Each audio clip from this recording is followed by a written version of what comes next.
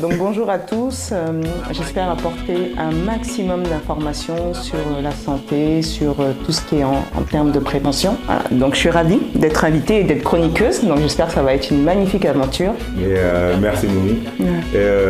Pour cette première édition, pour ce premier numéro, sur TV Touba et Africa et sur nos réseaux, tous nos réseaux, vous pouvez bien sûr suivre, partager, liker et commenter. Donc ça sera avec plaisir de répondre à vos questions aussi. Donc n'hésitez pas à poser vos questions. Mais pour ce premier numéro, sans tarder, on va aller vers nos invités. Donc et on va commencer. On est rentré.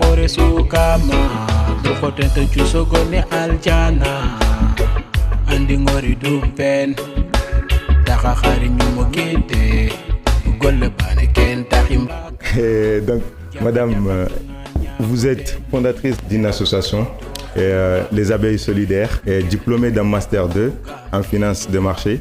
Donc, vous avez une personnalité forte, déterminée, et vous êtes madame Ami Sam. C'est bien ça? C'est ça, moi. Voilà. Et notre deuxième invité, peut-être que beaucoup d'entre vous le connaissent déjà, et encore une fois, donc c'est un artiste, c'est un militant des droits humains.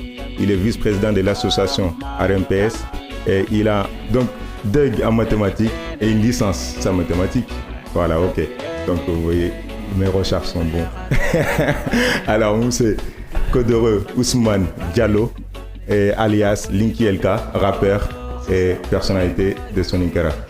Donc bonjour, merci et aux deux invités d'avoir répondu présent pour ce premier numéro. Vous êtes les tout premiers de cette nouvelle aventure et nous sommes ravis de vous recevoir parmi nous. Madame Sam, vous pouvez nous parler un peu de vous, de votre parcours. Comment vous êtes passé de master en finance à fondatrice d'une association solidaire des abeilles? Comment le parcours s'est déroulé? Déjà, bonjour, merci Ibrahim pour l'invitation. Donc oui, je suis diplômée en fait d'un master en finance de manière globale et j'ai travaillé en fait pendant très longtemps dans le domaine de la banque et en tant que consultante sur des sujets, on va dire, de marché ou de finance de façon globale. Et au bout de 6 ans, 7 ans, j'avais envie de faire quelque chose d'autre, d'impacter, on va dire, plus ma communauté. Et de là, il me fallait quelque chose, en tout cas, un moyen d'y arriver. Et c'est là où j'ai créé l'association Les Abeilles Solidaires. Et pourquoi les abeilles? Vous aurez pu prendre l'éléphant, les tigres là, quoi. Alors oui, c'est une question qui revient souvent. C'est vrai que les abeilles solidaires de façon globale, on va dire, ils sont très déterminés, très organisés. Quand on les voit dans leur environnement naturel, on voit comment ils travaillent. Et du coup, moi, ça m'a inspirée parce que je pense qu'en Afrique, on a besoin de solidarité, surtout de détermination et beaucoup d'organisation. Donc voilà, simplement. Et on va passer à notre second invité, M. Kodoro Ousmane Diallo, Linky Elka. Donc, comme je l'ai dit, vous êtes vice-président d'une association, RMPS, qui milite contre l'esclavage et ses séquelles. Et vous êtes aussi rappeur et vous avez une licence en mathématiques. Donc franchement, là, moi, je suis perdu. Je suis perdu. Donc, expliquez-nous, parce que là, c'est trop. Et merci pour cette invitation. Je suis très content d'être parmi vous aujourd'hui, en fait. Et en fait, moi, la seule chose que j'ai à dire, en fait, il faut vivre la vie, en fait. Voilà, il ne faut pas se catégoriser dans un domaine et se priver de tout ce qui nous entoure. Voilà, c'est vrai que j'ai fait des études de mathématiques, etc. et tout. J'étais prof dans un lycée, etc. Mais j'ai cet amour aussi pour la musique, en fait. Voilà. Je suis militant dans RMPS pour combattre tous les tabous qui concernent la différence culturelle, l'esclavage, toutes les séquelles en fait qui nous empêchent d'évoluer, en fait, tout simplement. Et Madame Sam, vous avez utilisé le terme solidaire et pareil, Linky Elka aussi il a utilisé ce même terme. Et vous êtes tous deux membres d'associations et militants des droits humains. Donc, est-ce qu'on doit comprendre qu'en Afrique, il n'y a pas de solidarité en fait? Je ne dirais pas qu'il n'y a pas de solidarité en Afrique. Au contraire, il y a la solidarité en Afrique. Mais c'est plus connu, en fait, on va dire, peut-être dans les anciens temps, les villages, ils se cotisaient pour faire des choses. Mais moi, quand je parle de solidarité, c'est dans un autre terme, en fait. C'est parce qu'en fait, par exemple, quand on voit dans les années peut-être 60, je vais dire, et jusqu'à maintenant, ça existe, on voit beaucoup d'organismes humanitaires qui viennent en Afrique pour distribuer en fait de l'aide humanitaire. Mais par contre, nous les Africains, on n'a pas, enfin, ces années-là, ça commence, mais on n'avait pas cette philosophie-là de créer nous-mêmes les associations pour agir en Afrique. Donc, oui, on doit agir en Afrique de façon solidaire parce qu'aujourd'hui, l'aide qui est distribuée, on va dire, en Afrique est faite de façon, je ne vais pas dire que ce n'est pas de la bonne manière, je ne vais pas dire ça, mais je pense qu'il manque quelque chose parce que quand on va en Afrique et qu'on distribue des milliards et qu'on revient 2 ans, 3 ans plus tard et que le résultat ou la situation reste la même, c'est qu'il y a quelque chose qui manque. Et donc, moi, en tout cas, j'ai le concept comme quoi nous, les Africains, nous devons avoir cette initiative-là de créer des associations solidaires pour pouvoir mettre en place des structures qui seront durables parce que nous connaissons beaucoup plus le terrain, nous connaissons l'environnement, etc. Donc voilà, la solidarité existe bien sûr en Afrique, mais peut-être pas de la bonne façon. La solidarité existe bien en Afrique, mais peut-être pas de la bonne façon. Mais Linky Elka, vous avez dit aussi que vous êtes un militant aussi contre l'esclavage et ses séquelles.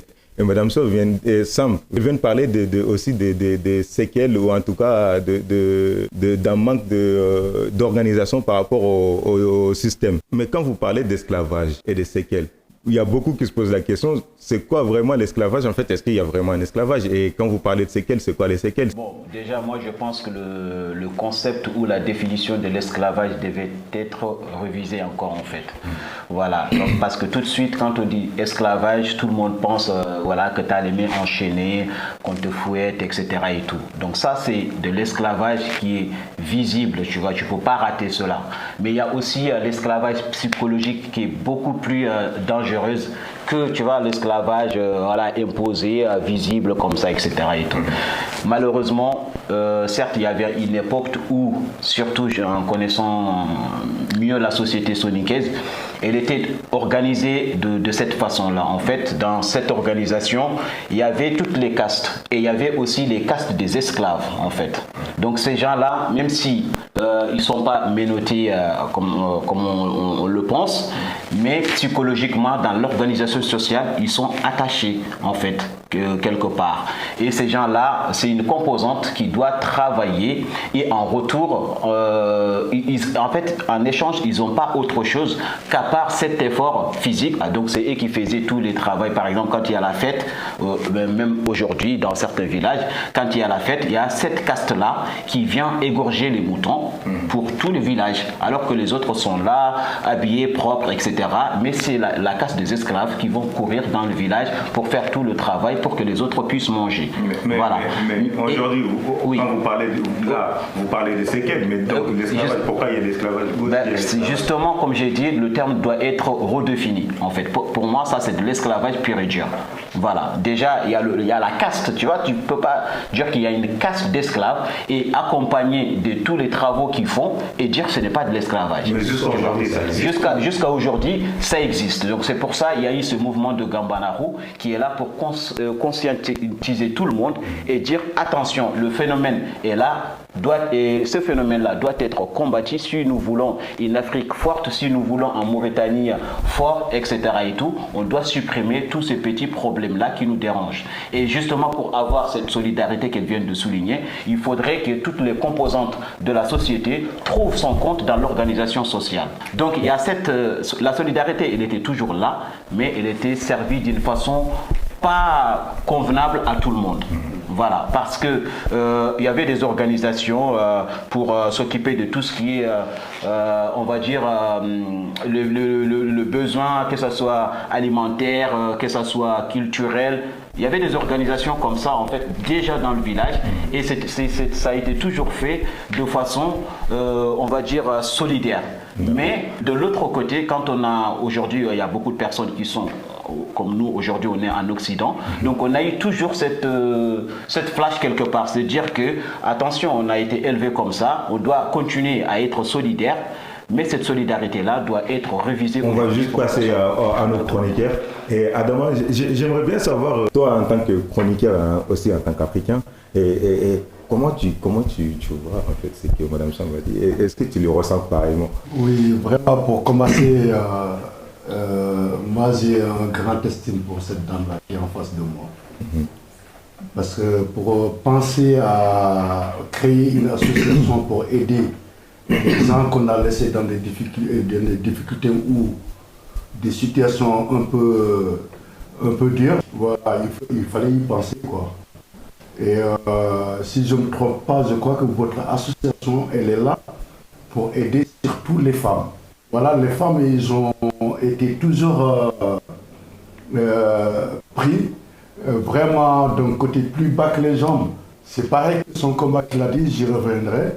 Bon, bien sûr, pour revenir à ta question, moi je crois que ce qu'elle a dit, c'est vrai. Il y a toujours, comment dirais-je, la solidarité en Afrique, mais pas comme avant. Parce qu'avant, nos parents, voilà, ils avaient les mains dans les mains pour s'entraider. Mais ça, comme avant nos parents, ils n'ont jamais pris l'avion. Enfin, la société a évolué, les gens évoluent, c'est comme ça que la vie. Oui, enfin, je sais pas. Oui, c'est pourquoi les deux mondes ils sont différents en fait. Il y a toujours la solidarité aujourd'hui, mais une solidarité, comment dirais-je, qui est juste visible ou avec la parlotte, mais qui n'existe pas au fond.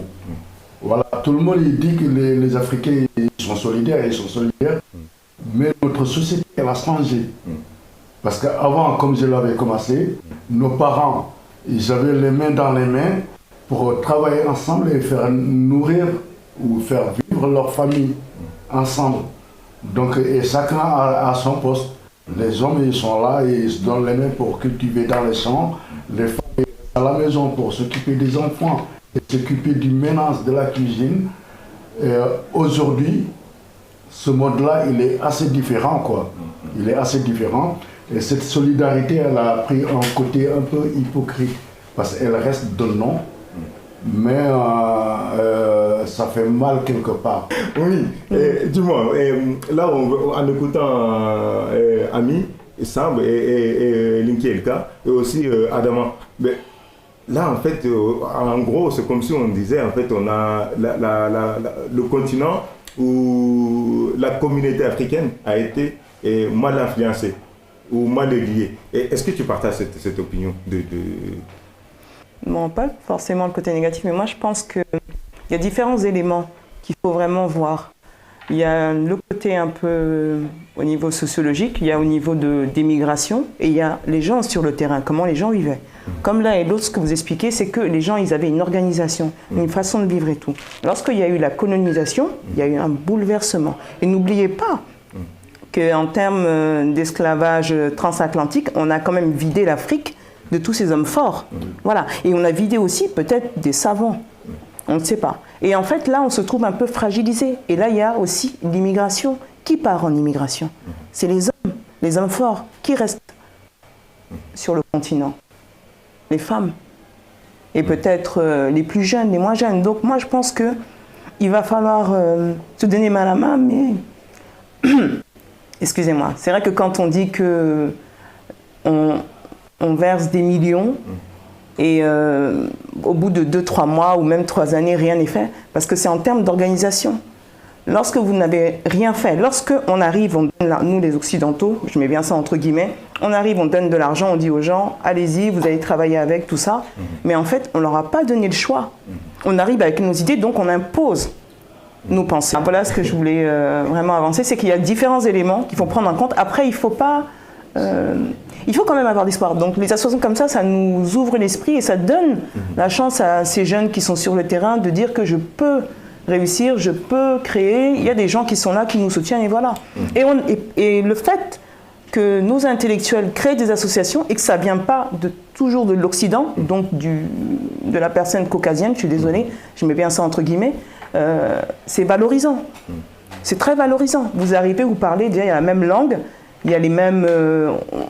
voilà, c'est au niveau sociologique, il n'y a pas d'explication, il n'y a pas rien, et ça passe plus. Et il y a vraiment un travail concret sur le terrain. Vous travaillez avec les personnes qui sont sur le terrain et vous les aidez, elles. Vous ne faites pas la charité.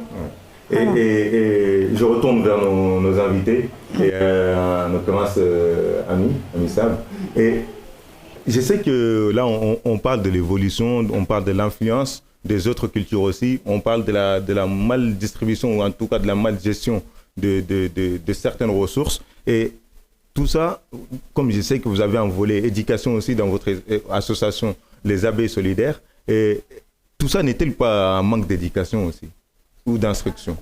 Je ne sais pas si... Alors, en fait, je pense qu'on ne peut pas juste réduire, on va dire, la réponse à l'éducation, parce que je pense qu'il y a plusieurs facteurs.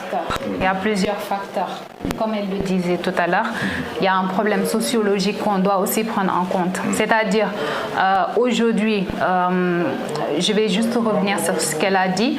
On ne peut pas, par exemple, quand on parle, par exemple, que ça soit en tout cas les immigrés qui sont au niveau de la France, des États-Unis ou ailleurs, ou peut-être des personnes qui ne connaissent pas tout simplement l'Afrique, qui vont en Afrique, qui viennent et qui apportent leur aide et qui imposent leurs idées, ça ne marche pas. Pour la simple raison que eux, ils ont aussi leur culture, leur façon de penser et leur manière de faire. Donc ça, c'est un point très important. Il y a un problème d'éducation, bien sûr, il y a un problème d'éducation, parce que quand on va par exemple au Sénégal, je vais prendre l'exemple, et qu'on, par exemple, que le programme qui est distribué au niveau des écoles, ou qui est, enfin en tout cas, le programme pour lequel ils sont faites, en grande partie n'a rien à voir avec notre société. D'accord? Et donc, oui, il y a un problème d'éducation, mais ce n'est pas le seul problème en fait. Il y a plusieurs problèmes, que ça soit de façon sociologique, culturelle, etc. Donc, moi, je pense qu'aujourd'hui, en Afrique, bien sûr, heureusement, maintenant, la communauté africaine commence quand même à prendre conscience de ce qu'il faut et commence à faire des choses, notamment là, ce qu'on est en train de faire. Je pense qu'avant, ça ne se faisait pas trop. Donc, je pense que voilà, aujourd'hui, bien sûr, nous devons continuer à faire des efforts, mais nous devons toujours aussi prendre en compte justement ce facteur-là, parce que beaucoup d'entre nous, quand on est ici, on a une autre façon de voir et on veut imposer nos idées, alors que nos idées ne fonctionnent pas forcément. Donc voilà, s'il y a quelque chose que je pouvais dire sur cette question, ça serait ça. Donc du coup, par rapport à votre association, vous avez dit qu'il ne faut pas venir imposer nos idées. Ouais. Et comme je l'ai dit, vous avez un volet de lutte contre les facteurs qui entravent l'éducation des enfants. Et qu'est-ce que vous avez mis en place, qu'est-ce que vous mettez en place, ou qu'est-ce que vous avez mis en place en fait pour ne pas venir imposer votre vision d'occidentale? Alors, juste, je vais revenir sur les missions de l'association pour peut-être un peu éclairer les gens qui nous regardent. L'association a deux volets. Un volet qui soutient le développement territorial, d'où les bibliothèques au niveau des communes, et l'autre volet qui appuie l'éducation, c'est-à-dire qui lutte justement contre tous les facteurs qui entravent l'éducation des enfants. Comment est-ce qu'on agit pour ces deux volets-là? Par exemple, pour le premier, qui consiste à mettre en place des bibliothèques dans les communes, justement, nous, ce qu'on a compris, on a été sur le terrain. C'est vrai qu'on a collecté beaucoup de livres ici en France, on les a ramenés, mais justement, pour pallier à ce problème-là, dans toutes nos bibliothèques, on fait l'effort d'aller chercher des livres qui sont en langue locale pour un peu aller aussi vers la population, mais également que ce soit des Corans, etc. On essaie aussi d'intégrer ce facteur-là, parce que pour nous, aujourd'hui, il n'y a pas de modèle de bibliothèque africaine, mais on essaie quand même de faire en sorte que la population puisse en tout cas se sentir concernée, si je peux utiliser ce terme-là, par rapport aux bibliothèques qu'on met en place. D'accord? Par rapport au volet soutien à l'éducation, ce qu'on fait justement, il y a plusieurs actions qu'on fait, hein, notamment la lutte contre la précarité menstruelle, où on a été dans beaucoup d'écoles, où on a vraiment remarqué l'état, etc. Mais sur ce volet-là, justement, ce qu'on essaie de faire, c'est justement de nous caler à la culture. surtout en ce qui concerne l'hygiène menstruelle. Parce qu'aujourd'hui, en Afrique, quand on parle d'hygiène menstruelle, c'est déjà un tabou. Ça, c'est vrai, mais aussi l'utilisation des protections hygiéniques est tabou. Parce que, par exemple, ici, en Occident, c'est vrai que les jeunes filles peuvent utiliser n'importe quel type de protection, mais là-bas, on ne peut juste pas s'imaginer offrir des cups menstruels à une jeune fille parce que voilà, il y a d'autres problèmes liés à tout ça. Donc nous, on essaie de prendre tout ça en compte pour pouvoir vraiment être le plus proche de la population, de leur culture et de leur façon de faire et de penser. Voilà. Et M. Diallo, pour Ousmane, oui. Et Miguelka, et là, Amir vient de nous parler de bibliothèques, de livres, d'éducation. Et bon, comme on a dit, vous êtes un rappeur, on sait que dans vos morceaux, souvent vous parlez beaucoup aussi de votre combat qui est l'esclavage ou la lutte contre les injustices. Ouais. Et tout d'abord en tant que vice-président d'une association, qu'est-ce que vous avez mis en place? Est-ce que vous avez mis un manuel en place aussi pour sensibiliser les gens déjà en langue soninké ou vous avez mis quoi en place pour sensibiliser les gens et pour que les gens ils comprennent aussi vos propos? Parce que comme je l'ai dit, moi l'occidental que je suis, je me parle d'esclavage. Moi l'esclavage que je vois c'est 12 ans d'esclavage, le film 12 ans d'esclavage ou Django, etc. Donc qu'est-ce que vous avez mis en place réellement? Et deuxièmement, et sans être trop long, et en tant qu'artiste, dans vos morceaux, vous parlez de ce sujet-là. Est-ce que c'est une bonne façon, en tant qu'artiste en fait, est-ce que ça vous limite pas? Bon, déjà, moi, je ne pense pas qu'il y a une mauvaise ou bonne façon de faire les choses. Après, ça dépend de sentiments personnels de chacun, comment il pense pouvoir arriver à son but, déjà. Donc, il n'y a pas de règle de conduite. Et nous, en tout cas, ce qu'on a essayé de faire jusqu'ici, c'est de déjà sensibiliser tout le monde sur le fait que pour qu'une population, pour qu'un continent, pour qu'un pays avance, il faudrait supprimer toutes les petites différences. Voilà, que ce soit, comme j'ai dit, ethnique, culturel, etc. et tout. Voilà, moi je pense qu'on est sur un continent et on doit avoir un seul peuple. On est dans un pays, on doit avoir un seul peuple. On est dans un village, on doit avoir un seul peuple, une seule, comme on appelle, culture, une seule ethnie. Voilà.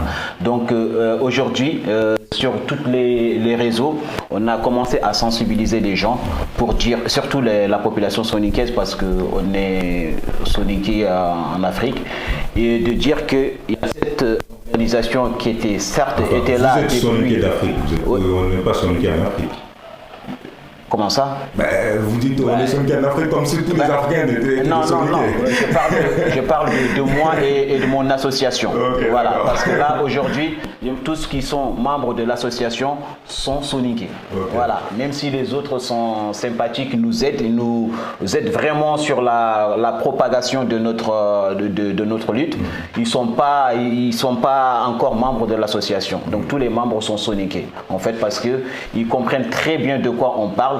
Et d'ailleurs, je ne vais pas me limiter qu'aux soninké, même tous les autres ethnies qui sont en Mauritanie, Sénégal, comprennent très bien le sens de notre combat, même si aujourd'hui, eux, ils n'ont pas encore pris la volonté de vouloir, en tout cas de s'engager dans ce domaine-là. Parce qu'ils pensent que ça va ralentir, je ne sais pas, l'économie alors qu'il n'y en a pas, la solidarité alors qu'il n'y en a pas, etc. Et tout. En tout cas, nous, on a pris notre décision de se dire stop. On est arrivé à un moment où pour avancer ensemble, pour avoir une Afrique forte, il faut supprimer cela. Maintenant, aujourd'hui, on n'est malheureusement pas encore à la deuxième phase de notre mouvement parce que toutes les concernés n'ont pas eu le message. Voilà, parce qu'aujourd'hui, le combat est beaucoup plus difficile au Mali, avec tous les problèmes qu'ils ont traversés, les changements de pouvoir, etc. et tout. Et cette question-là, quand elle arrive, aux oreilles de ceux qui tiennent le pays, et malheureusement, depuis très longtemps, c'était des gens qui ils étaient considérés comme nobles, supérieurs à toutes les autres, comment on appelle, castes de l'organisation qui dominent sur le pouvoir, en tout cas au Mali et en Mauritanie. Voilà. Donc tous ceux qui étaient considérés comme des sous-hommes ont été exclus de tout ce qui est organisation de l'État. Donc, où qu'il soit, exactement, c'est la même organisation. Que ce soit au Mali, au Sénégal, je vais bien citer au Sénégal aussi, que ce soit en Mauritanie, c'est exactement la même organisation partout. Voilà. Donc quand on arrive à ce que pour représenter un village, pour représenter une mairie, en général, ça change. Dans mon village, ça a changé. Donc il y avait une certaine personne qui était considérée comme descendant d'esclaves et qui ne peut rien représenter dans le village, qui a fini par être maire quand même. Tu vois. Donc ça veut dire que il y a de l'évolution. Mais cette évolution, elle n'est pas partout. Par exemple, aujourd'hui au Mali, c'est encore plus difficile. Parce que quand tu arrives avec ce problème-là, te dire que moi je suis maltraité, on me considère comme un esclave, il faut que j'accepte qu'on appelle mon quartier d'esclaves. Je n'ai pas d'autre représentativité dans la société. Ceux qui sont en haut, ils te disent quoi? C'est faux, ce que tu dis, c'est des foutaises, etc. Tu amènes des preuves avec des assassinats. La dernière fois, le 11 septembre, au Mali, ils ont assassiné 4 personnes, justement pour cette question-là. Voilà, soi-disant qu'il faut que tu acceptes ton statut, t'es esclave, t'es fils d'esclave, et dans ce village, tu dois rester tel. Le mec n'a pas voulu, même s'il s'en sortait personnellement en tant qu'être humain, qu'il avait sa famille, il faisait vivre sa famille tout seul, il était vraiment autonome. On a dit non, niet, c'est pas comme ça. Dans ce village, c'est nous les dirigeants, si tu n'acceptes pas ça. Et à la fin, on l'a assassiné avec ses 3 autres frères. Vous voyez? Jusqu'à présent, rien n'a été fait. Même s'il y a eu des convocations, on le sait tous. On convoque des personnes qui ont fait des assassinats comme ça. Pendant 5-6 mois, on les libère. Donc, tu vois, il n'y a pas d'aide dans ce côté-là. Tant que ces personnes-là, aujourd'hui, qui sont traitées comme descendants d'esclaves ou comme personnes inférieures, prennent la conscience qu'ils sont comme tous les autres membres de la société et en ce moment-là, eux aussi doivent être représentés dans... Mais je reviens à la question aussi par rapport en tant qu'artiste rapidement, avant de donner la parole à mes collègues. Et en tant qu'artiste, être engagé comme ça dans une lutte comme ça, parce qu'on sait qu'il y a forcément des camps qui s'opposent. Oui. Et contrairement par exemple au combat de Madame Sam, où il n'y a pas de camp en face forcément. Mais là, il y en a toujours, mais c'est pas... Oui, bon, c'est pas la même en tout cas. Les camps, ils sont plus ou moins durs. Oui. Voilà, là, dans le cas de Madame Sam, je pense que les camps qui est en face, c'est un peu moins dur. Voilà.